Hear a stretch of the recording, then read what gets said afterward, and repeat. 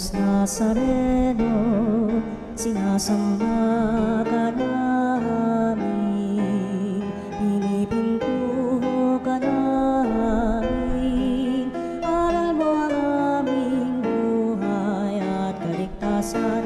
Nuestro Padre Jesus Nazareno, iligtas mo kami sa kamatayan, ang krus mong pinamatayan ay sagisag ng aming kaligtasan.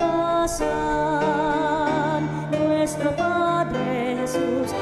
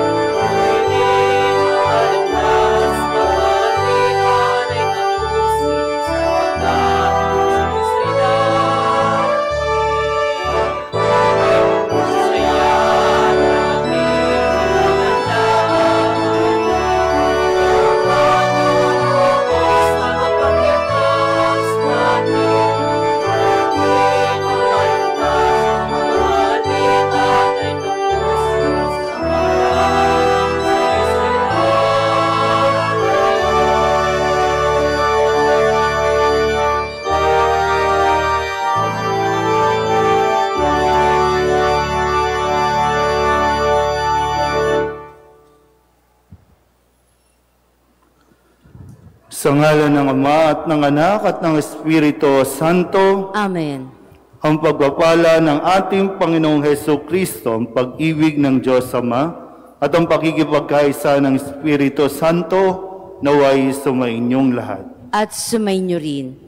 Ang magsisindi ng kandila ng Adbyento ay ang Extraordinary Ministers of Holy Communion, Family and Life, and Knights of Columbus.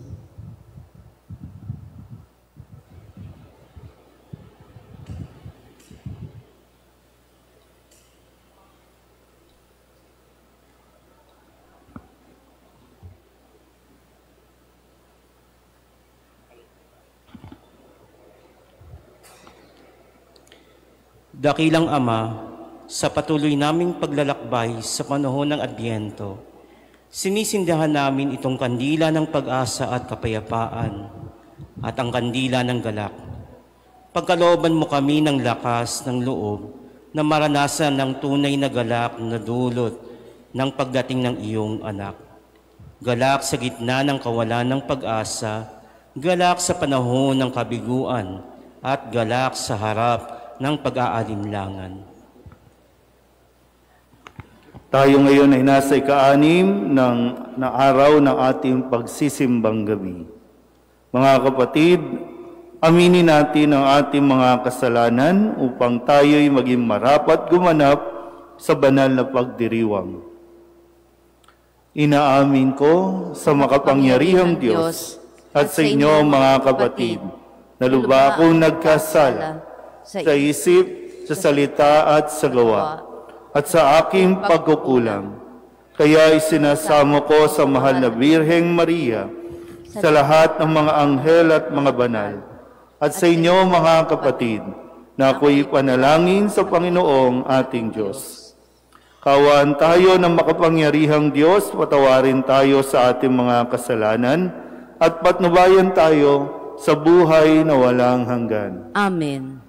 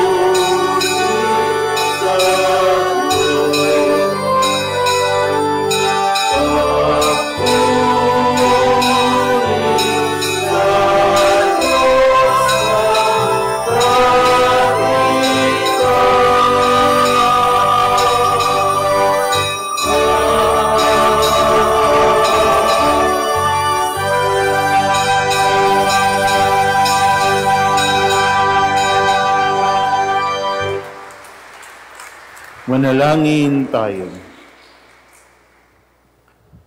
Ama naming makapangyarihan, niloob mong ang iyong salita na ibinalita ng anghel ay maging taong totoo sa sinapupunan ng mahal na Birhen. Ipagkaloob mong kami sumasampalatayang siya'y ina ng Diyos, ay matulungan niyang dumalangin sa iyo sa pamamagitan ni Jesucristo kasama ng Espiritu Santo magpasawalang hanggan. Amen. Tulad ng isang dalagang nagagalak sa pagdalaw ng kanyang kasintahan, nararapat ding magalak ang bayan ng Diyos sapagkat kapiling nila ang Panginoon. Pagbasa mula sa aklat ng awit ni Solomon. Ang tinig ng aking mahal ay akin nang naririnig. Mga gulod, tinatahak upang ako'y makaniig. Itong aking mangingibig ay katulad niyong usa. Mabilis kung kumilos, ang katawan ay masigla. Sa tabi ng aming pader, naroroon lagi siya. Sumisilip sa bintana para ako ay makita. Ang mahal ko ay nangusap at ganito ang tinuran. Sa akin ay sumama ka, halika na aking mahal. Lumipas na ang taglamig sa buong lupain at ang tag-ulan ay natapos na rin. Bulaklak sa kaparangan tingna't namumukadkad na. Ito na nga ang panahon upang tayo ay magsaya. Sa bukid, ang mga iboy humihuni, kumakanta. Yaong mga bungang igos ay hinog ng para-para, at ang mga punong ubas sa bulaklak ay hitik na. Tayo na nga ang aking mahal, sa akin ay sumama ka. Ika'y parang kalapati, nagkukubli sa batuhan. Halika at ang ganda mo ay nais kong mapagmasdan, at ng aking ding marinig ang tinig mong ginintuan. Ang salita ng Diyos. Salamat sa Diyos.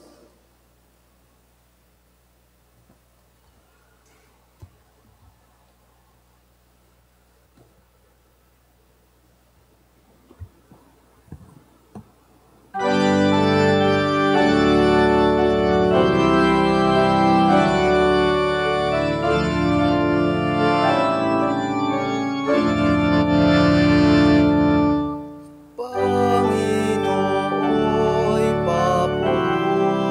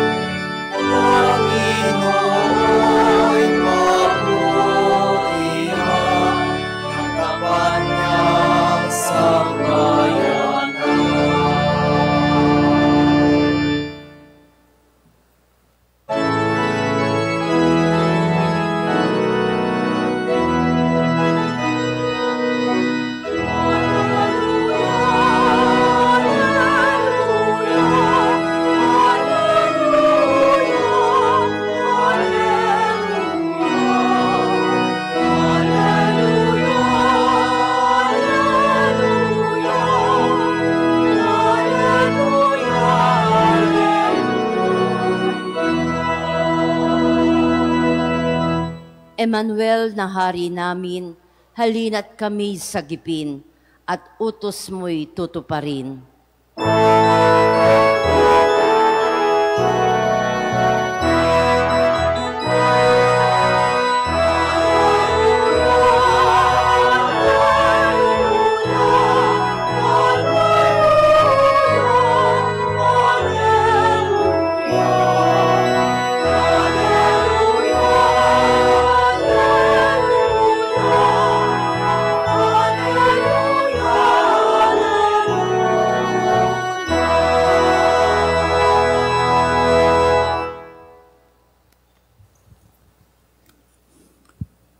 Sumainyo ang Panginoon. At sumainyo rin. Ang mabuting balita ng Panginoon ayon kay San Lucas. Papuri sa iyo, Panginoon.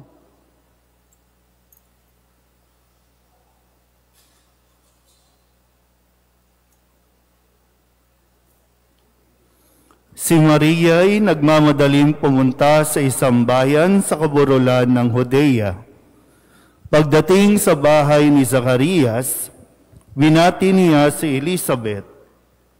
Nang marinig ni Elizabeth ang bati ni Maria, naggagalaw ang sanggol sa kanyang tiyan. Napuspos ng Espiritu Santo si Elizabeth, at buong galak niyang sinabi, "Bukod kang pinagpala sa babaeng lahat, at pinagpala naman ang iyong dinadalang anak. Sino ako upang dalawin ng ina ng aking Panginoon? Sapagkat pagkarinig ko ng iyong bati, ay naggagalaw sa tuwa ang sanggol sa aking tiyan. Mapalad ka, sapagkat nanalig kang matutupad ang ipinasabi sa iyo ng Panginoon." Ang mabuting balita ng Panginoon. Pinupuri ka namin, Panginoong Hesukristo. Isang magandang umaga po sa inyong lahat. Palakpakan natin ang Panginoon.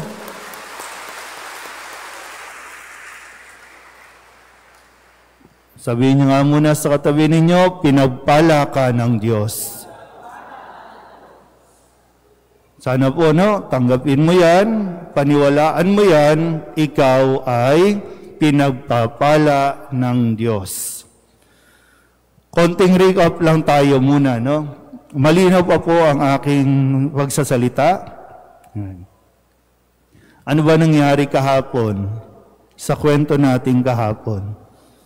Kasi dito sa umpisa ng ating kwento, si Maria ay nagmamadaling pumunta sa isang bayan sa kaburulan ng Judea. Bakit nagmamadali? Ano nangyari kahapon? Sige, kayo muna mag-usap. Mag-usap kayo, Gisingin niyo yung katabi ninyo, ha? Isip. Sige, mga 30 minutes.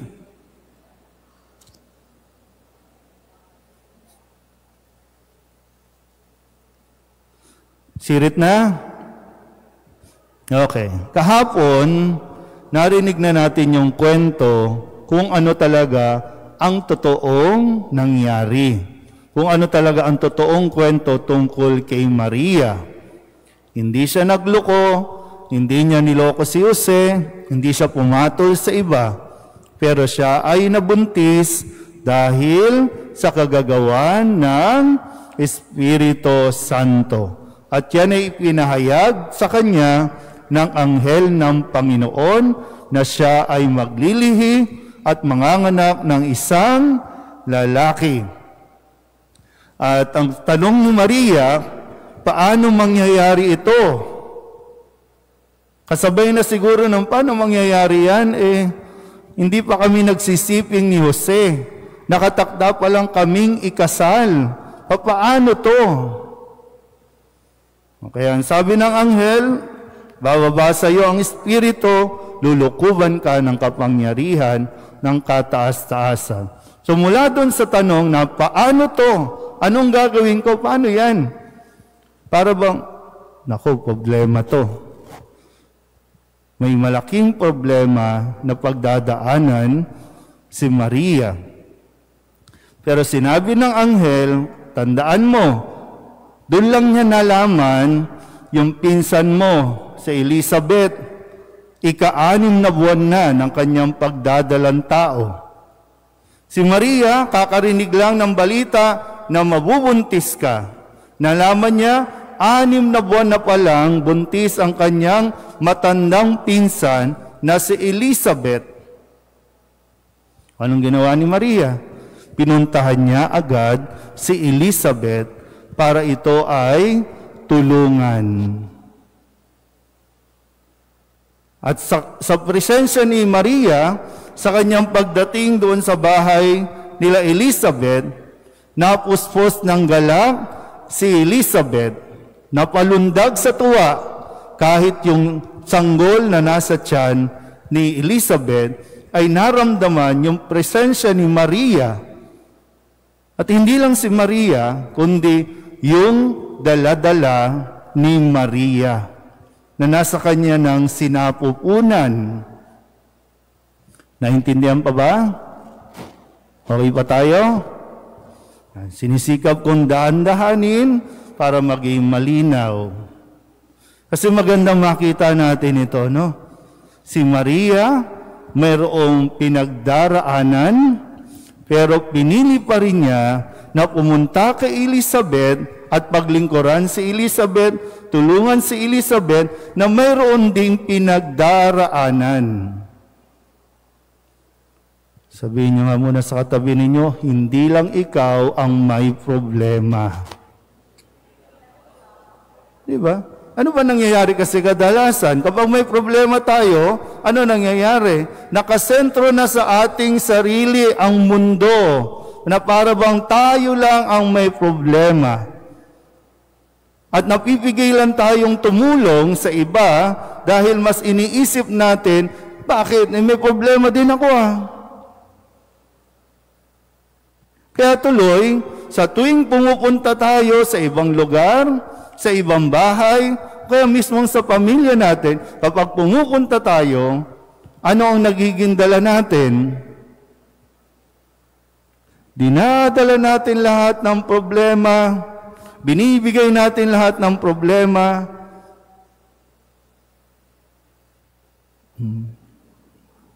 Nakukuha ba? Sabihin niyo nga ulit sa katabi niyo, hindi lang ikaw ang may pinagdaraanan. Kasi maganda itong bagay na ito na matutunan natin kay Maria, di ba? Yung sa kanya, pwede pa yan, isang tabi muna natin. Hindi naman inaalis ni Maria. Hindi inaalis kay Maria ang problema, hindi inaalis kay Maria na pagdaraanan niya itong napakalaking sitwasyon na ito ng kanyang buhay. Pero sa ngayon, para bang sa ngayon, ang may kailangan ay si Elizabeth. Sa kanya haharapin yung kanya. Pagkatapos niyang madala kay Elizabeth ang Diyos. Matapos niya na iparamdam sa komunidad, doon sa bahay nila Elizabeth, na hindi sila pinababayaan ng Diyos. Kaya dala-dala ni Maria. Ito yung lagi nating dapat nadala. Nasa atin ang Diyos. Kaya sa pagdiriwang natin ngayon, naghahanda tayo. Ano ba ang kayo, marami sa inyo, pupunta sa mga ninong, ninang, pupunta sa mga reunion, pupunta sa mga pagkikita-kita. Pero ano ang dadalhin mo? Yun yung maganda rin. No? Ano ang maibibigay mo? Hindi yung kung ano ang kukunin mo para sa iyo. Hindi lang basta tatanggapin kasi kadalasan nagdidiman tayo na ito ang dapat nyong ibigay sa akin. Hindi lang ikaw ang iniwan ng asawa. Hindi lang ikaw ang iniwan ng magulang. Hindi lang ikaw ang may HIV. Hindi lang ikaw ang may age. At lalong-lalo na, tinan niyo mga katabi ninyo, hindi lang ikaw ang walang pera. Marami. Pero ibig sabihin, huwag mong isentro lang sa iyong sarili. Kahapon po, no, hindi ko alam kung sabi kasi nila, ako, Father, huwag ka na muna magmisa. Sabi, paano yun? Marami nga natutulog sa misa ko. Kawawa naman sila. Kaya po ako naka-face mask, no? Kasi kahapon, nagpunta po ako ng doktor, no? Kahapon, nagsimula akong mag-face mask. Mayroon po akong Bell's palsy. Pangalawang araw na po ito, no? Kaya ako nagpa-face mask kasi hindi ko mapigilan, hindi makontrol, medyo tumatabingi yung ditong part. Magmimisa ba ako o hindi? Kaya, sana, no, malinaw pa rin. Kaya kanina, pag-gising ko, salamat sa Diyos. Sinicheck ko, okay pa. Naiintindihan pa. Salamat sa Diyos. Sabi, bihirang tao, kokonting tao, ang nadadapuan ng viral na ito. Kasi pag umihina ang resistensya, immune system, tapos ang dami mo pang iniisip, kaya medyo natamaan tayo. Pero hindi lang ako ang may Bell's palsy. At hindi ito yung katapusan na, hindi, bahala na kayo dyan, magmumukmuk ako dito. Hindi. Kasi baka ngayon, no, marami ang nangangailangan, higit na nangangailangan makarinig ng mabuting balita. Hindi lang tayo.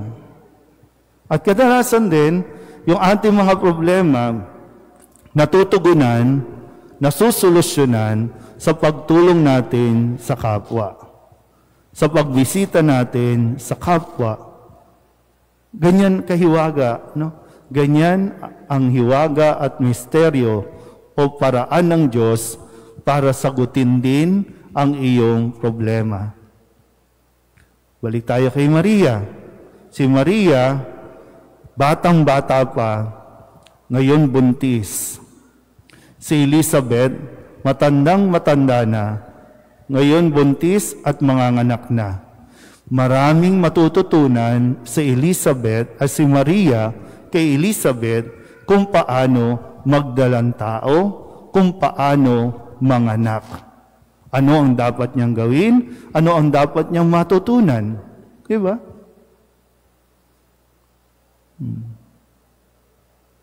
Kaya sa atin din, no? Tumingin ka lang sa paligid, makikita mo rin ang sagot ng Diyos sa iyong mga dasal. Makikita mo rin kung ano ang dapat mong gawin. Kaya unang-una, no? Kung mayroon kang problema, mayroon kang pinagdadaanan, na wala namang ibang pwedeng unang-unang makaunawa sa iyong damdamin, sa iyong pinagdaraanan, tulungan mo ang iyong sarili. Hindi mo kinakailangan kunin lahat ng atensyon. Hindi mo kinakailangan na dapat ikaw lahat ang pagtuunan ng pansin. Unang-una, lumabas ka. Tulungan mo ang iyong sarili. Sa ganung paraan, makakatulong ka rin sa iba, lalong-lalo na dalhin mo ang mabuting balita. Mas maging mabuti ka kapag, lalong-lalo na kapag nakakaranas tayo ng hindi maganda o masama.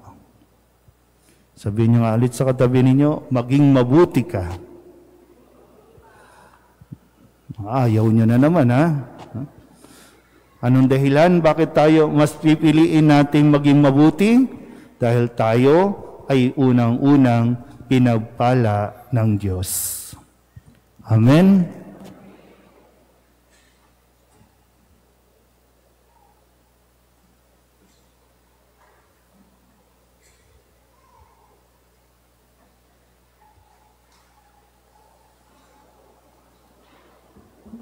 Purihin natin ang Diyos na siyang humirang sa Birheng Maria na maging ina ng ating tagapagligtas. Ang ating itutugon, Panginoon, dinggin mo ang iyong sambayanan. Panginoon, dinggin mo ang iyong sambayanan. Magbunga nawa ang aming pagdedebosyon sa kamahal-mahalang puso ni Jesus at kalinis-linisang puso ni Maria, tungo sa tunay na pagmamalasakit sa ating kapwa. Manalangin tayo sa Panginoon. Panginoon, dinggin mo ang iyong sambayanan. Mapuspos nawa ng Espiritong Banal ang mga pinuno ng aming pamahalaan, nang sa gayoy manguna sila sa pag-ugit ng pagbangon ng aming bansa. Manalangin tayo sa Panginoon. Panginoon, dinggin mo ang iyong sambayanan. Naway maging tagapagpalaganap ng pag-ibig at kabanalan ang mga magulang sa bawat pamilya. Nawa ang mga nakatatanda ay maging mga mabubuting gabay at tagapagpapalagay sa mga kabataan. Manalangin tayo sa Panginoon. Panginoon, dinggin mo ang iyong sambayanan. Nawa kami maging bukas palad na pamayanan na nagbabahagi ng talino, oras at pag-ibig sa kapwa bilang tanda ng aming pasasalamat sa lahat ng biyaya ng Panginoon. Manalangin tayo sa Panginoon. Panginoon, dinggin mo ang iyong sambayanan. Idulog din natin sa Panginoon ang ating mga personal na kahilingan at mga panalangin para sa ating mga pamilya. Kasama din ang mga kahilingan ng mga nanonood sa online. Lahat ng mga misang pasasalamat, espesyal na intensyon, agarang paggaling ng mga may sakit at ang lahat ng mga kaluluwa na iniling na ipagdasal sa misang ito.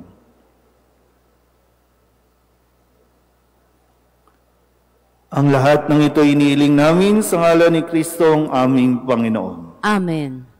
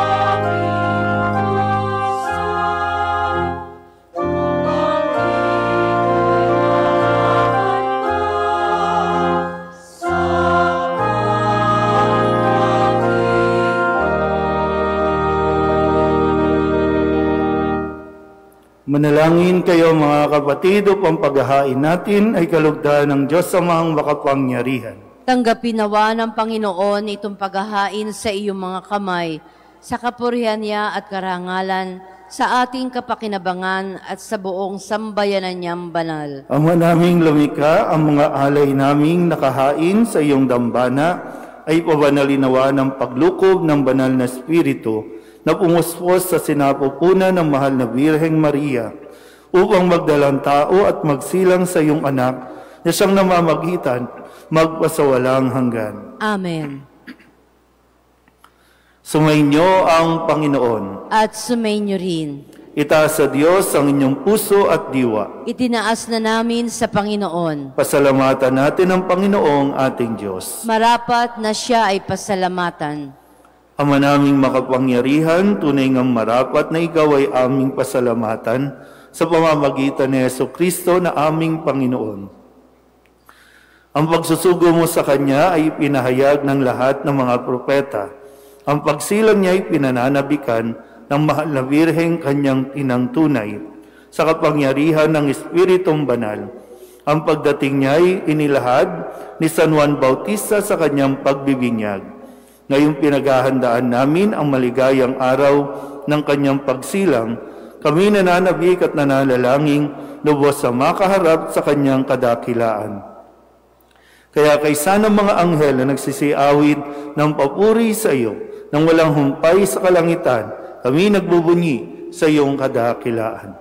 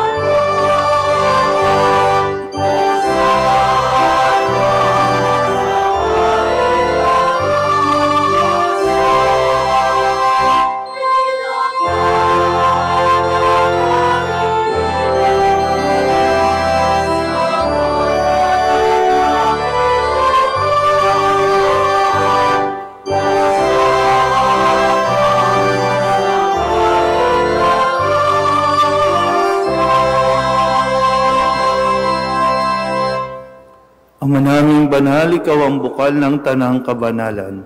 Kaya't sa pamamagitan ng iyong Espiritu, gawin mong banal ang mga kaloob na ito upang para sa aming maging katawan at dugo ng aming Panginoong Hesukristo. Bago niya pinagtiis ang kusang loob na maging handog, ginawakan niya ang tinapay, pinasalamatan kaniya, pinaghati-hati niya iyon, iniabot sa kanyang mga alagad at sinabi,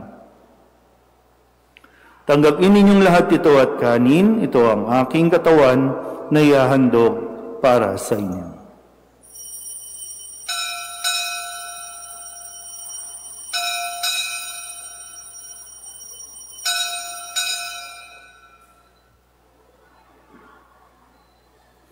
Gayun din naman nang matapos ang hapunan, hinawakan niya ang kalis, muli kaniyang pinasalamatan. Iniabot niya ang kalis sa kanyang mga alagad at sinabi, "Tanggapin ninyong lahat ito at inumin. Ito ang kalis ng aking dugo, ng bago at walang hanggang tipan. Ang aking dugo na ibubuhos para sa inyo at para sa lahat, sa pagpapatawad ng mga kasalanan. Gawin ninyo ito sa pag-alaala sa akin."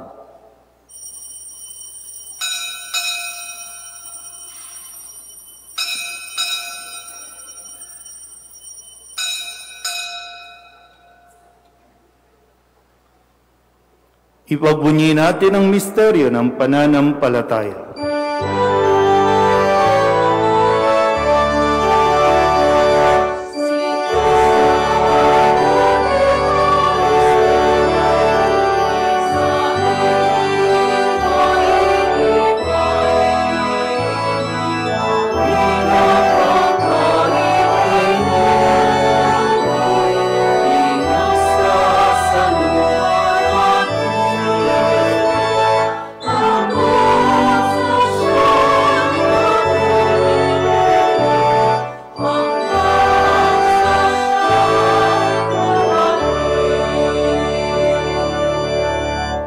Ama, ginagawa namin ngayon ang pag-alaala sa pagkamatay at muling pagkabuhay ng iyong anak, kaya tiniaalay namin sa iyo ang tinapay na nagbibigay buhay at ang kalis na nagkakaloob ng kaligtasan. Kami nagpapasalamat dahil kami iyong minarapat na tumayo sa harap mo para maglingkod sa iyo. Sinasamo namin kami magsasalo-salo sa katawan at dugo ni Kristo ay mabuklod sa pagkakaisa sa pamamagitan ng Espiritu Santo. Amalingapin mo ang iyong simbahang laganap sa buong daigdig. Pususin mo kami sa pag-ibig kay San Francisco na aming Papa at ni Jose na aming Obispo at ng Tanang Kaparian. Alalahanin mo rin ang mga kapatid naming nahimlay na may pag-asang sila'y muling mabubuhay, gayon din ang lahat ng mga pumanaw. Kawaan mo sila at patuloyin sa iyong kaliwanagan. Kawaan mo at pagintapating kaming lahat na makasalo sa iyong buhay na walang wakas. Kaysa ng mahal na Birheng Maria na Ina ng Diyos, ng kanyang kabiyak ng pusong si San Jose, kaysa ng mga apostol at ng lahat ng mga banal na namuhay dito sa daigdig ng kalugod-lugod sa iyo, may pagdiwang dawa namin ang pagpupuri sa ikararangal mo sa pamamagitan ng iyong anak na aming Panginoong Hesu Kristo. Sa pamamagitan ni Kristo, kasama niya at sa Kanya,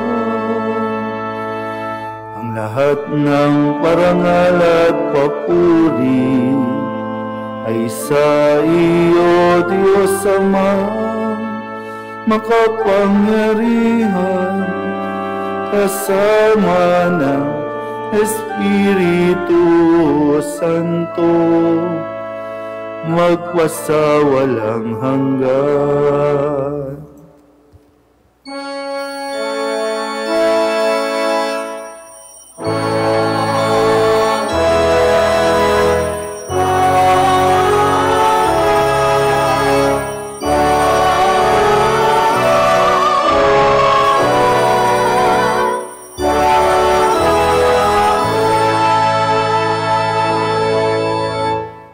Sa tagubilin ng mga nakagagaling na utos at turo ni Jesus sa Panginoon natin at Diyos, ipahayag natin ang lakas loob.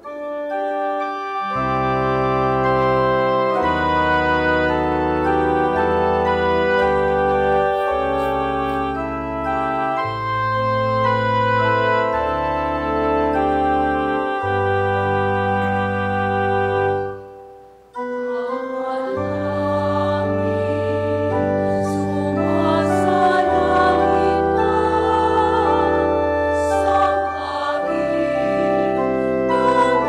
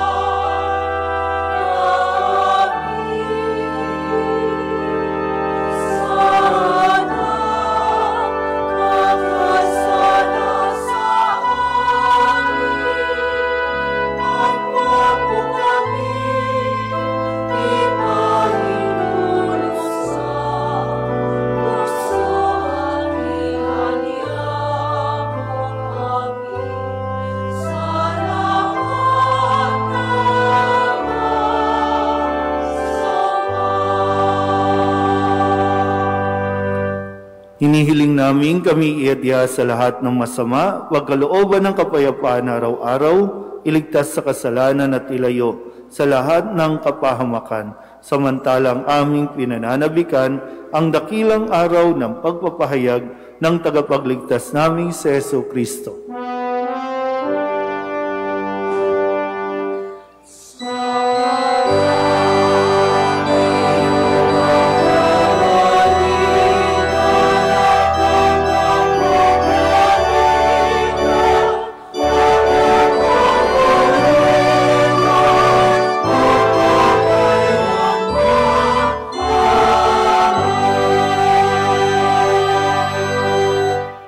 Panginoong Hesukristo, sinabi mo sa iyong mga apostol, kapayapaan ang iniiwan ko sa inyo, ang aking kapayapaan ang binibigay ko sa inyo.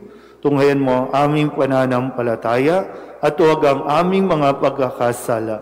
Pagkalooban mo kami ng kapayapaan at pagkakaisa ayon sa iyong kalooban, kasama ng Espiritu Santo, magpasawalang hanggan. Amen. Ang kapayapaan ng Panginoon ay laging sumainyo. At sumainyo rin. Magbigayan po tayo ng kapayapaan sa isa't isa.